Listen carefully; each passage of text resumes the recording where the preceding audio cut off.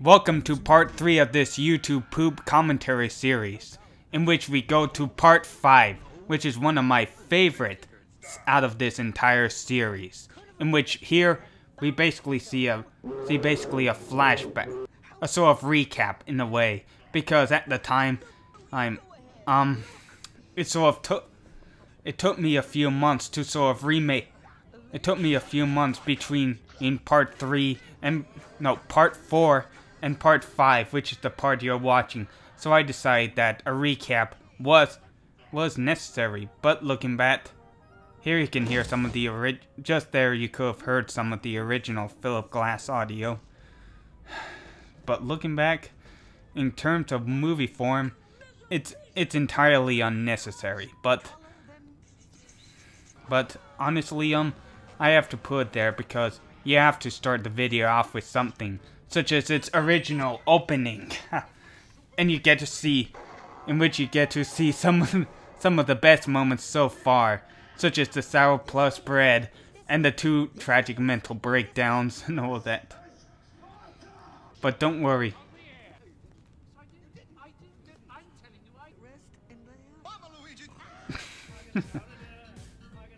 It's sort of like a clip show before the epic finale.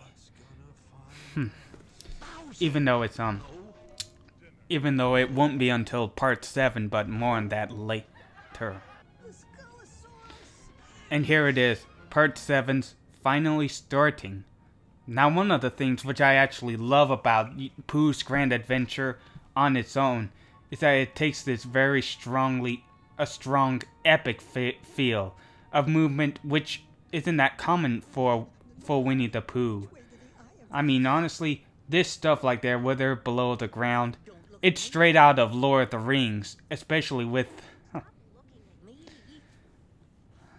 I have to drop that thought to focus on this upcoming joke, in which I rip off the intermission.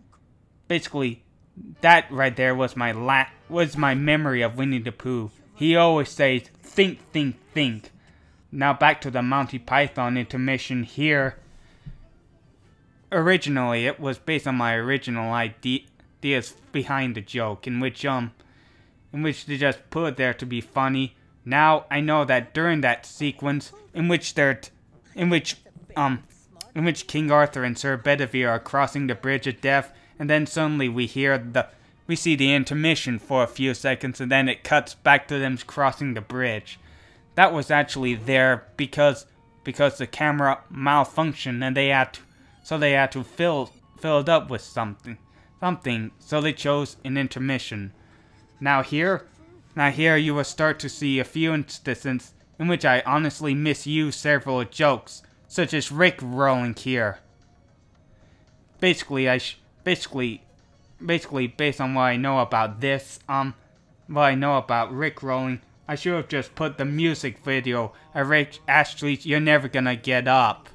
You're never gonna give up. and you see Eeyore crashing the camera. Something that happens quite a bit in this episode, in which people crash the camera. And here you start to see something that I'm used. This is again from an early special edition, and you'll see a lot of my Photoshop skills improving by a lot throughout this episode, in which, for example, you might remember that bit with Rabbit falling down. But there are also other sources, such as this joke right here. I think you might get the basic idea, in which obviously, where there are bats, there's Batman. And I'm actually kind of shocked at how poorly this Photoshop is. Again, more excuses for a special edition. And now this sequence, the Eeyore alarm, and him and that Triceratops thing running away. I remember seeing a comment saying that this sequence scared him as a kid, but now with this, I made it funny. So, I'll take it as a compliment.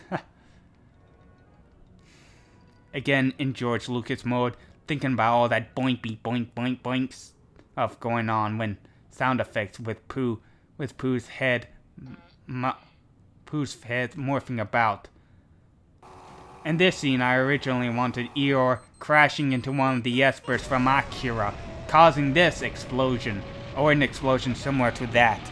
Just another example on how things rarely turn out the way you originally intend them. But I have to stop here for my #1 favorite moment of this entire series, which is of course when the entire team notices Roy Batty for the first time. That is if Piglet won't shut up. So here, I honestly love this sequence to death. I don't recall where I got that Roy Batty, the image from, but I haven't been able to find it since. And I was wondering how are they gonna get them to run away?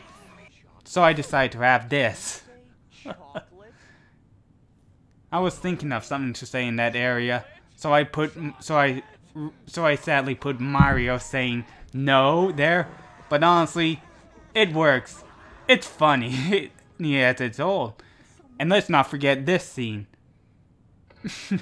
Originally, I wanted Tay Sunday saying chocolate rain, but in the end, I think that was way funnier. And this sequence of animation, honestly, in the original version, is great, even without some of the stuff I made. And fun fact, this area with Winnie the Pooh yelling is in fact the same sequence that I used for when Pooh had diarrhea. How appropriate, because that thing gets stuck up his ass, and now he's and now he's talking like Fat Albert, because the way his cheeks are squeezed up makes him look like Fat Albert.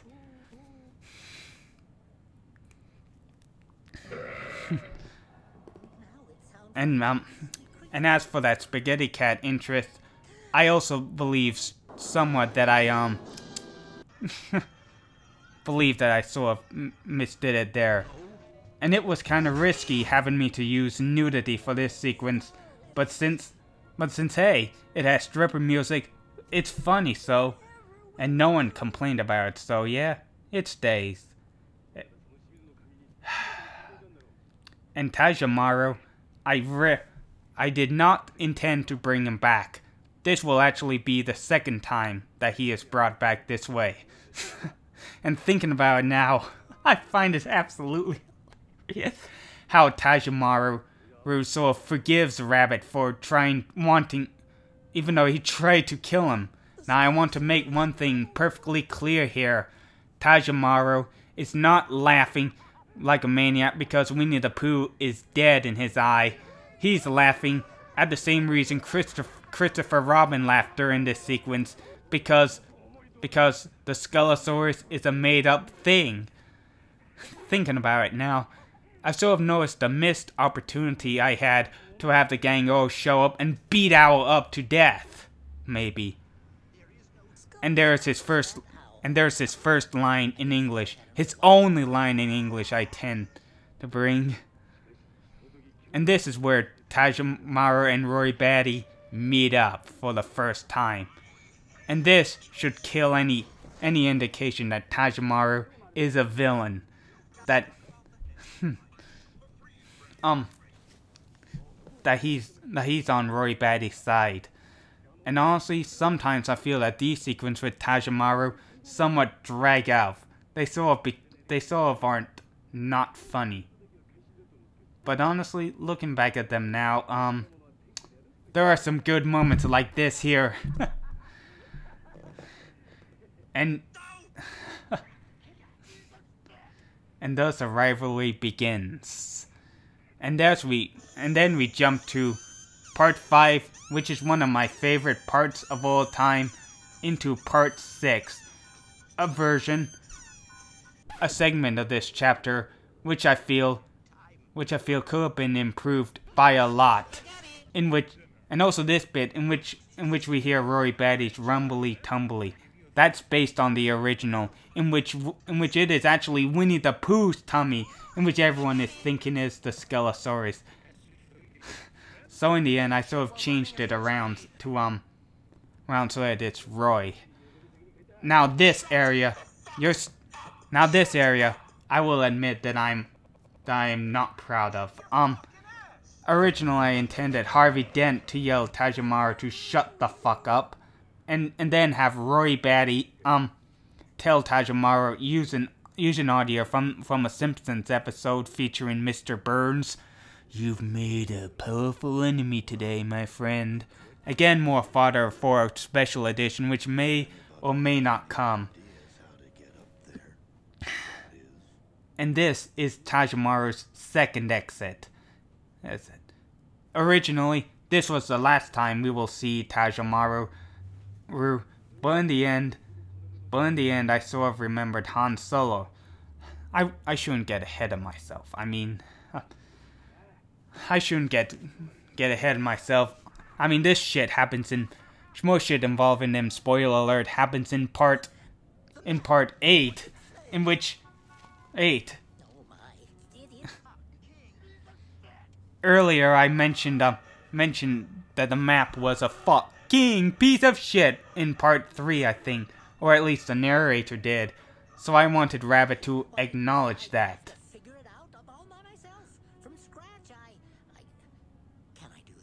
I mean, honestly, look at these. Here.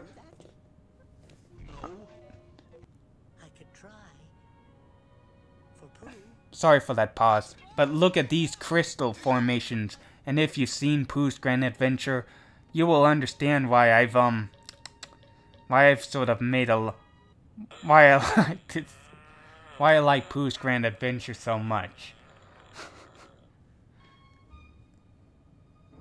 This is a bit, and this is a segment from Tropic Thunder, a film which is also 10 years old at this point. And again, one of these jokes which starts out fine, but in the end falls kind of flat, featuring director Ridley Scott, the director of Blade Runner. Yeah. And that is Idiot Darts, a fellow fan of Bionicle, in which hasn't been up for like a long time. Like a long time, yes. So yeah, as you can tell, I don't have a lot to say about this, about part 6. It isn't one of my favorite areas. One thing about the original movie, is that throughout this scene in the original movie, Eeyore has nothing to do, which sort of makes it a little unfair. But anyways, if you listen closely, you might have heard a little fart noise, which caused Tigger to overshoot. And if you heard that, then I'm proud. And again, look at this area. It's epic, almost like Lord of the Rings again, which is one of the reasons why I have a soft spot for this movie in general. And I've sort of remade this sequence in which Piglet is overcoming his fear into him acting a bit like a jackass, much to the chagrin of God himself, who tells Piglet, "Just move!" And again, this upcoming bit is one of those jokes which sort of falls flat. I sort of wanted to compare it to bowling, which again falls flat. But this is one of the jokes which ends well. That you spin me round, right round, like the record.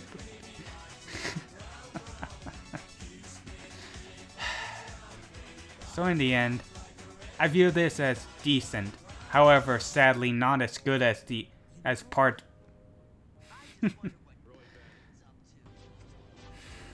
So this last bit with Thomas the Tank Engine music, for some reason I imagined it in its mechanical theme to someone eating, and this is beyond the special edition, a somewhat teaser involving Ali Fox, a character from the 1986 film The Mosquito Coast, involving a sequel to this film called The Only Pooh's Grand Adventure Poop Anyone Has Ever Made 2, in which, even though I've written the script off, I'm unsure if it's really gonna happen. I mean, at this point I could only afford a special edition, so see ya next time.